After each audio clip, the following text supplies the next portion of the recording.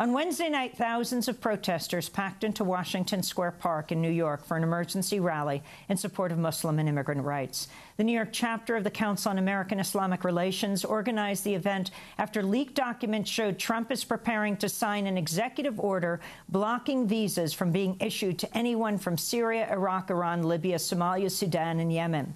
New York City public advocate Letitia James addressed the crowd. Listen, if you honor the Constitution and the Bill of Rights, then all of you have an obligation. Whenever you see a government that is lawless, you've got an obligation and a duty to do what? Resist! Resist! Resist! Resist! Resist! Resist! Resist! At the rally, Palestinian-American activist Linda Sarsour spoke to Democracy Now! Linda Sarsour, and I'm the executive director at the Arab American Association of New York, and we're here out in Washington Square Park with New Yorkers from all backgrounds standing with their Muslim sisters and brothers. They are outraged by the proposals to ban Muslims, to ban refugees, and they're saying that this is not what New York is about. We are a city of immigrants, so I'm very proud today to be a New Yorker. Basically, what the new administration is doing is they're banning Muslims from particular countries, and if we allow that to happen, it will set precedent for other Muslim countries to also be banned from coming here. It's also stopping and halting refugees, and you know the refugees need to be in a country where there is sanctuary, where there is safety. They've seen horror, they've already been vetted, and now the administration is saying you are not welcomed here, and that's absolutely outrageous. The Syrian refugees need us now more than ever. We are still joined by two guests, Vincent Warren, Executive Director of the Center for Constitutional Rights, and Faiza Patel, Co-Director of the Liberty and National Security Program at the Brennan Center.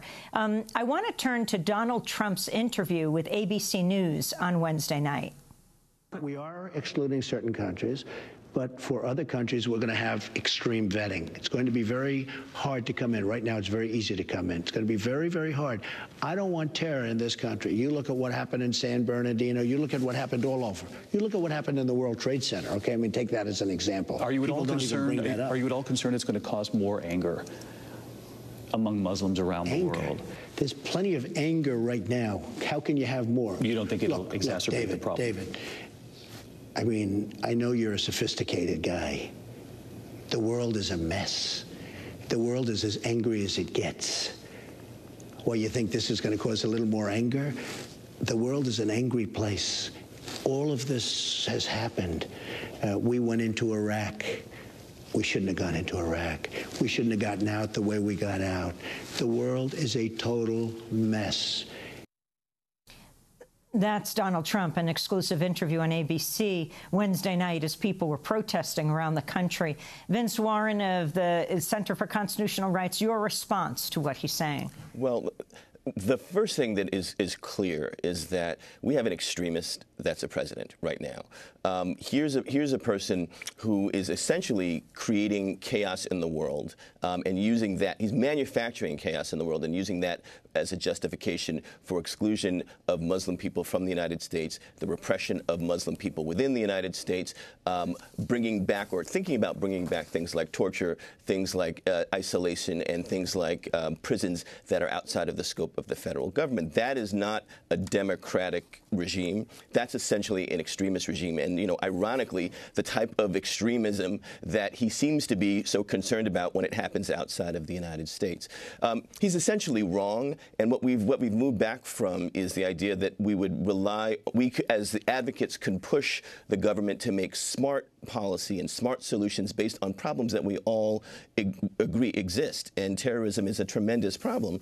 But now what we're doing is we're fighting this president because he wants to shift the focus from smart solutions to essentially rounding up and criminalizing entire swaths of populations. And then he's going to start saying anybody that stands with our Muslim sisters and brothers is also part of the problem, and then we're going to have to come down on them as well. That's where this is going. Faiza Patel. So I agree with Warren that, with Vince, and I think that what you see happening over here is that, if you're trying to preserve national security, what you're trying to do is you're trying to catch people or prevent actions. Instead, what you're seeing over here is a sort of generalizing out to what people believe or what people think or where they're from, and we're using those categories as a kind of a proxy, if you will, for people who are going to commit terrorist crimes.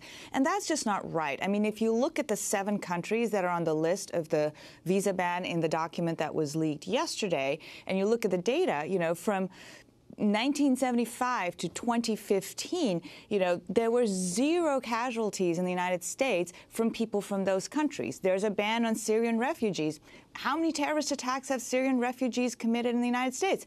The number is, I believe, 0, at least through 2015, and I certainly haven't heard anything in the last year. So you're looking at this kind of manufactured fear of the other, fear of the outsider, fear of people who don't look like us, who, may have beliefs that we don't agree with in some instances, and extrapolating that as to being, well, these guys must be terrorists. And it has a huge domestic impact, not only for people who have relatives from those countries, but also for the overall atmosphere for American Muslims. And I think it's no secret that we have seen a significant surge in hate crimes against all communities, the Jewish community as well, but particularly striking against Muslim Americans. And I think we need to be really careful going forward as a country that we don't further stigmatize and alienate these communities. In your piece that you did in the New York Times, a commission on radical Islam could lead to a new McCarthy era. Could such a commission actually be put in place? Very easily. I mean, proposals for establishing this kind of commission have been floating around at least since the mid-2000s. And you'll recall back in 2011 that Representative Peter King had a series of congressional hearings on radicalization amongst American Muslims. So these kinds of things are pretty easy to get going, whether through an executive action or through congressional action setting up a committee. And that doesn't take but a signature, frankly.